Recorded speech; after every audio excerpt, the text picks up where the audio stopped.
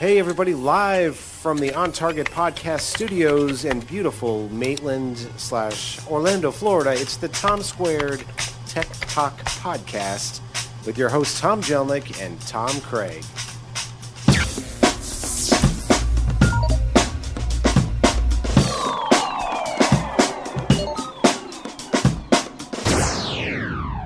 Well, welcome back to the Tom Squared Tech Talk Podcast. I am your way over-caffeinated host today, Tom Jellick. I am joined with the amazing... and almost equally as caffeinated, Tom Craig. Tom, you got your running shoes on today. What's going on? You know, it's been a busy week for you and I. We've been just trying to keep up with the pack. Here, there, and frickin' everywhere. Everywhere. That certainly seems to be the case. But here we are. A good week, I hope. Oh, they're always good as long as we're above ground. That's right. We're on the right side of the turf, as they say, Tom. Tell you what, you keep that as a standard, everything else is going to be easy. It's great that we actually woke up. I think that, we got that going for us, right? Tell you what, there's a lot of people who didn't. That's absolutely correct. And I'm just glad that we're not one of them, two of them. I am too, and if I could change it at all, I'd say I'd rather sleep in a little bit past 5:45 a.m., but you know what? You take the good with the bad, right, Tom? You know, you do. And especially when you have the youngins around, I don't think you really get to judge your waking time, do you, Tom? It's these youngins. And Tom, on the weekends, remember back in the day that, you could sleep in till maybe 8:30 in the morning or just kind of lounge around till 9:30. As soon as you have kids, Tom, that is right out the window. They're knocking on that door because they want you to fire up the Disney princess or what have you on the television. I tell you what, well, technology certainly has made finding a babysitter a lot easier for a lot of people, I hear. It has, Tom, and I remember the days, I'm dating myself, but we had a portable DVD player. Oh, yeah. Yeah, and when my daughter, my youngest, who's now 15, we would go to a nice restaurant, grab a bite. And then you've got a 2-year-old who's rambunctious and can't sit still. So what do? You pull out the babysitter. I tell you, it makes things a lot easier, doesn't it? It does. You pull out the Panasonic DVD player with stabilizer. You got to have the stabilizer. You plug in those headphones, and she's whisked off to Wiggles Wonderland. Yep, it's amazing. A friend of mine, when he bought a minivan, that was one of the prerequisites, was ensuring that it had the proper number of screens in the back to keep the youth entertained. Let's face it, Tom. It keeps them quiet. And I'm sure. With me though, I fear that if I were a parent, that I would not know where to draw that line, and there would be technology overload. All abound with my kids. It'd be sure, take the tablet. Do what you need to do. More Minecraft? Absolutely. Build those blocks. That's right. I think that's what they do there. Block builders. There we are. That game makes absolutely no frickin' sense to me. Yeah, well, all I know is my nephew is addicted. Yeah. Yep. So it's important for my brother to try to find that happy medium of how much schoolwork versus how much Minecraft can happen during a day. Yeah, everything's a balance, Tom. And speaking of balances, Tom, do you see what I'm holding today? That is sharp. What is it? Can you describe it for us, Tom? That is a beautiful white water bottle, and I gotta say, it's really just a pearl white, kind of mother of pearl is how I would address this color. There's some logo at the bottom, but I think that scrapes off easily. You should be able to get rid of that. I don't know that it does. What is it, Tom? What does it look like? Looks like a rotten apple. It's not rotten, Tom, but you nailed it. It is an apple. So one of my good friends, Steve Montgomery, shout out, went to the Apple store. Yeah. Not the Apple store in the mall, Tom, but the Apple store. The HQ. Palo Alto? Wow. Or Cupertino. Yeah, that's where it's at. And he obtained this probably $194 water bottle and gave it to me. And congratulations for our open house. So I'm very grateful for this, Tom. And every time you're here, I will be sipping of it in your honor. Well, I certainly do appreciate that. And I must give credit where credit's due. That is a sharp gift. That was very nice of Stephen. The water tastes better coming out of it. I'm sure it does. But and you're talking about, and I don't want to go too far off course here, but you're talking about you recently had the open house at On Target. I did. We had the mayor here, Tom. It was kind of a big deal. We had a great time. Certainly missed you there. Yep, tried to be there, but I always think about you when I think about one of my favorite jokes, Tom. Which is? And is we're the best place to hide a body. Third page of Google. That's it. And best of my knowledge, that's what On Target does best, is making sure that there's no bodies hidden there for your clients. We don't like to hide the bodies, Tom. No. And I appreciate the shout out. So, you're a great guy like that. Yeah. Very kind. It's. I just think it's important that people know that if you're not looking to be lost in the internet, that there are places like On Target to help out. And in a sense, Tom, in a philosophical and metaphysical sense, aren't we all just looking to be found? Some of us more than others. Those of us in the technology sector, we've just given up that hope and that dream altogether. Nobody's looking for us. I think people are looking for advanced system solutions, though, Tom. Your reputation is out there. You do amazing work. And we're going to have a great conversation today once we frickin' get there. There we are. But there's the transition. Okay. Well, we are going to talk about that technology today and that technology overload. And right. I think, you alluded to it best when speaking about the kids and waking up and being ready to go. Trying to find that balance of technology, how much is allowed and isn't. I found it amazing that we're streaming about an equal amount of television now as we do with traditional cable or over-the-air digital antennas, which really just quite a shift. People are really cutting that cord, aren't they? They certainly are. I found it funny the other day. One of my neighbors came up to me and asked, was I having problem with my Spectrum television service? And she was absolutely blown away when she heard that we did not have television. Yeah, it blows people's minds. Yeah, it's like, well, no, I don't want to pay that money for all those channels we don't use. Right. But, and everybody's different, but... everybody needs the quilting and pottery channel, though, Tom. That's the one that I do need. You miss it, don't you? I do. You do? Yep. QPT. Quilting that's what pottery we call television in our house. Yeah. It's a must see, really. I tell you, but with kids, 6 out of 10 of them are streaming. And those numbers, all these numbers are shifting year by year, and by leaps and bounds. But as with that, we're also seeing that more people are pulling televisions into the bedroom. So when do you get a break from the inundation that we're experiencing from all of the different media out there?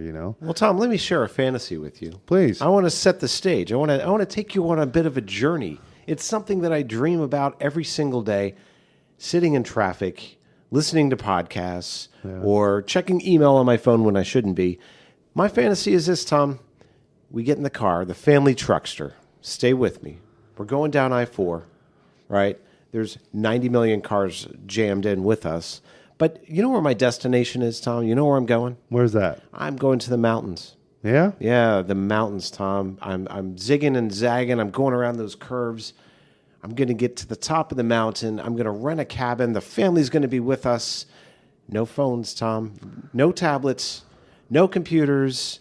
No in-laws. Yeah. Well, you've sold me right there. No smartwatch. Yeah. You know what's going to happen? The kids are going to go freaking nuts. Chaos? Right, it ain't going to happen. Yeah. But my fantasy is that, and we're going to be in this cabin, and we're going to light a fire, and we're going to do s'mores.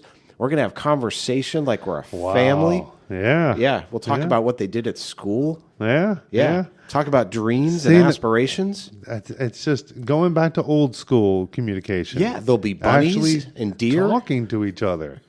Yeah. Right. A flowing stream, Tom, with salmon just waiting for me to catch them. A dream that many of us just want to be there for that, Tom. Right. But a lot of us can't take that trip to the mountains. That's right. Cue the record scratch, because it just ain't going to happen. That's right. So how do you find that happy medium? I find that one good tip that a lot of people use is to set times for when there are no technologies in use for that family time. That's a great I'm call. sure that's something that you have in your house. I do. So I have one of these wire mesh technology networky thingies that Yeah. you guys at Advanced System Solutions love to tinker with. We do? So we have that strategically located through the house. My particular one happens to come from Google. So I have 3 kind of stations. Yep. The neat thing about that product is I can go. I think it's called Google Wi-Fi. I really spent a lot of money on R&D on that name, but Google Wi-Fi allows me to, through an app, go into my phone and schedule priority devices.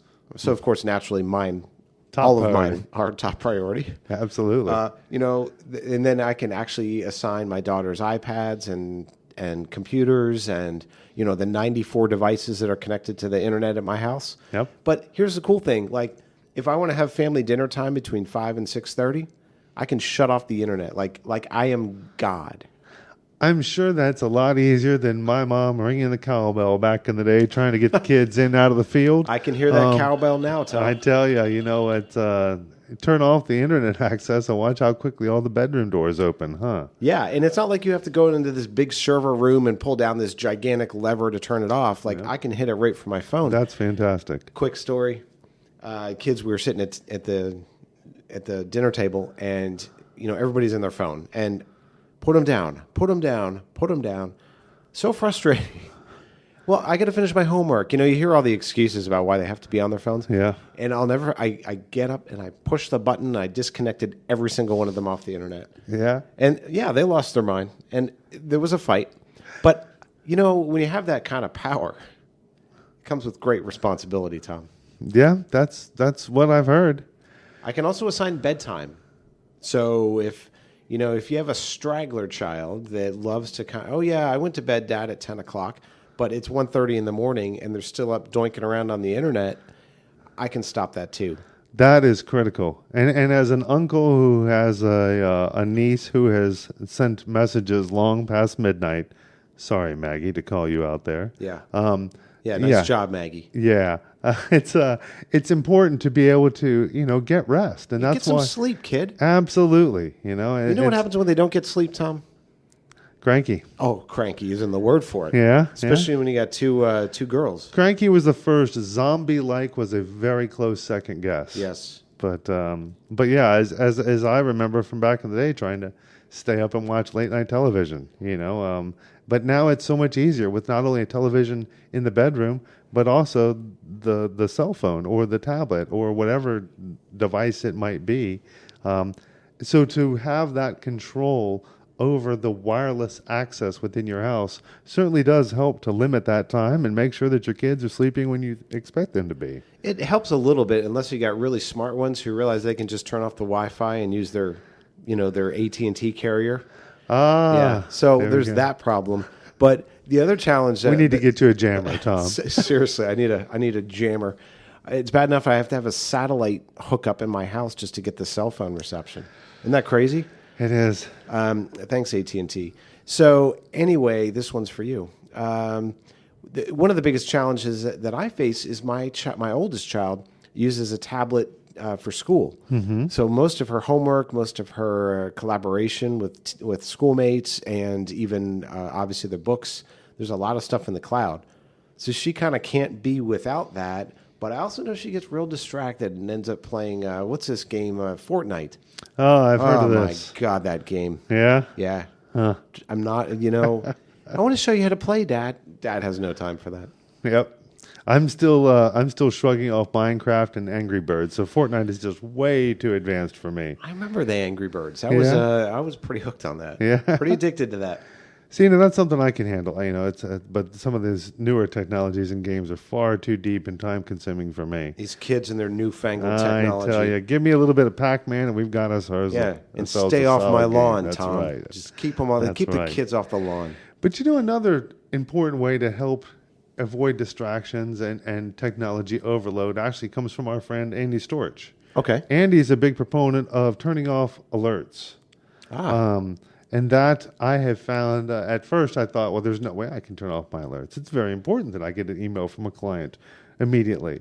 Well, yes, those are important, but the other text messages from Aunt Sally in, Muskegon, It's not important that I hear those all the time. And as my wife said about her phone, it's interesting that at times it almost sounds like a video game with all the noises that are coming out of it. Yeah. But yeah, by turning off those alerts and only checking them, a couple times a day, every few hours, there's nothing earth-shattering that's missing. And if it is earth-shattering, people could still pick up the phone and call us, which I know is a very foreign concept to a lot of people, that human interaction. That's how those work?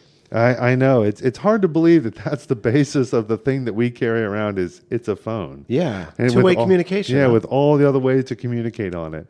But yeah, by turning off those alerts helps to avoid the distractions. And the in-laws. Amen to that, Tom. Amen to that. But That's a great call, though. And I could tell you, you probably noticed as soon as I sit down at this table, Tom, for the Tom T Square Tech Talk podcast, whatever the heck we call this, I take off my Apple Watch and I take my Apple phone and I drink out of my Apple goblet of goodness. I take those off and set them aside because they're going to distract the bejesus out of me if I don't. Yep. So a lot of it has to be self-discipline. But I agree. I think turning off the notifications and kind of getting yourself into a routine of saying, all right, at 2:30 in the afternoon, I've got to check my inbox just to make sure nothing's blown up or whatever it is. But yeah, turning those off. Remember Gary Gary Vaynerchuk, you just went and saw him, 2 weeks ago? I did here in Orlando. So one of the things he says that really resonates with me is attention is really the currency of today. And if you think about every one of these apps, you think about Facebook, you think about Fortnite, God forbid, Minecraft, whatever it is, any type of device, they all want to send you notifications.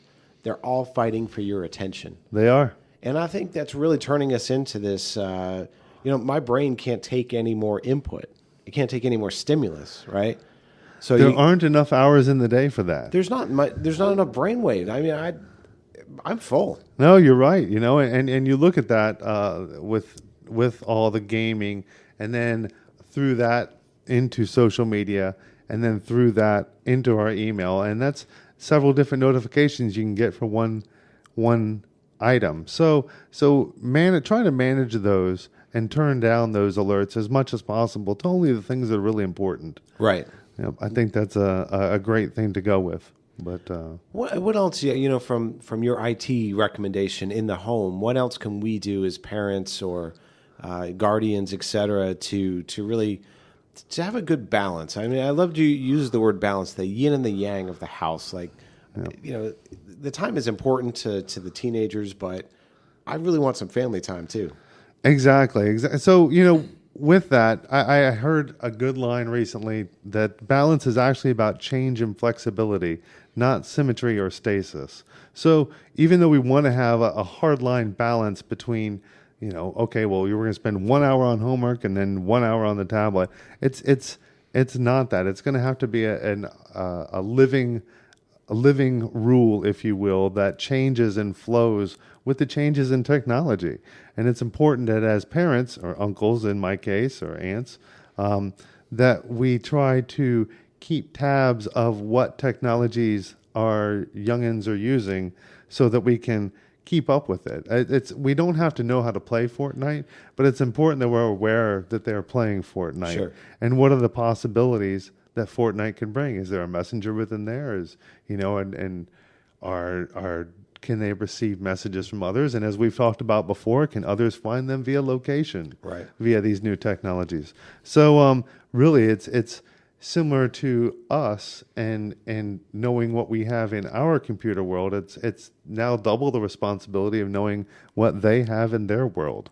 And I think these things can't be babysitters. Like the temptation, like I shared the story about sitting at a restaurant with the DVD player. I mean, at some point, yeah, you have to, like, I'm a really big proponent of having civilized children in restaurants.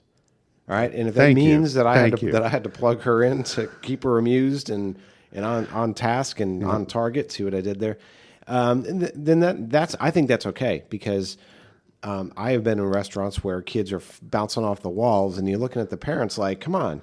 Exactly. Do a little parenting here. Parents don't seem to notice at all. Right. It's amazing, isn't it? But I think you need to teach your kids how to be self-entertained. Right? Exactly. Yeah. You could certainly give them the tools for that. But I think parents, as a parent, I have a bigger responsibility too, and that is to take my child out into the world and not be stuck in this digital virtual place all the time, and introduce them to museums, take them outside, and at that point it is appropriate to be on my lawn.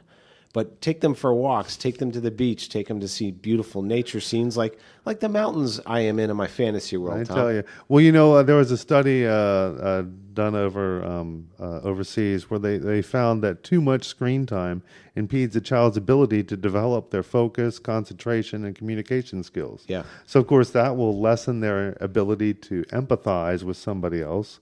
With other human beings? Yeah. They exist. To be able to look and see the body language of another person and understand how to empathize with what they're going through. Right. I think we all have seen that in where you look over at the restaurant and there will be a family sitting there, and maybe not just the one younger child who's having a hard time focusing, but the entire family has got their head down into their PDA. And it's just, how are those kids going to grow up to interact and to accept rejection or acceptance, and know those emotions that go with it. So it's really important to find that balance.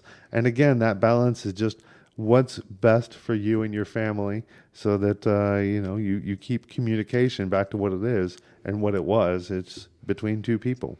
And the comical thing in my house is I'll be in the room next door and my wife texts me instead of actually talking. And I'm guilty of it too. I'm not just picking on her.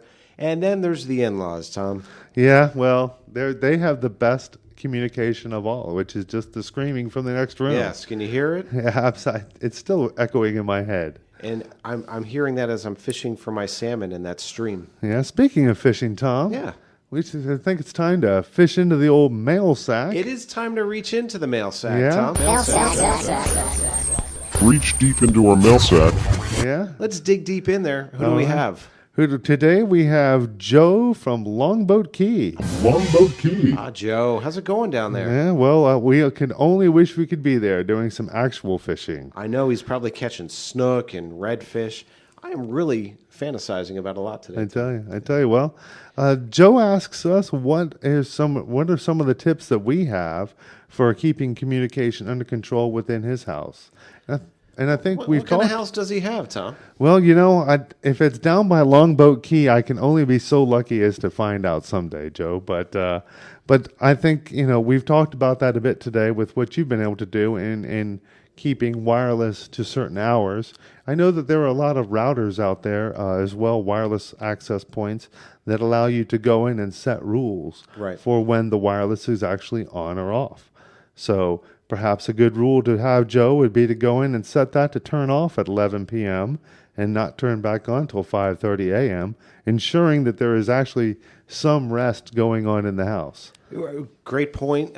You can also set filters on that router to block certain websites or to block certain search phrases that kids may be looking for to try to keep them safe online, keep them from looking at things that they shouldn't be looking at.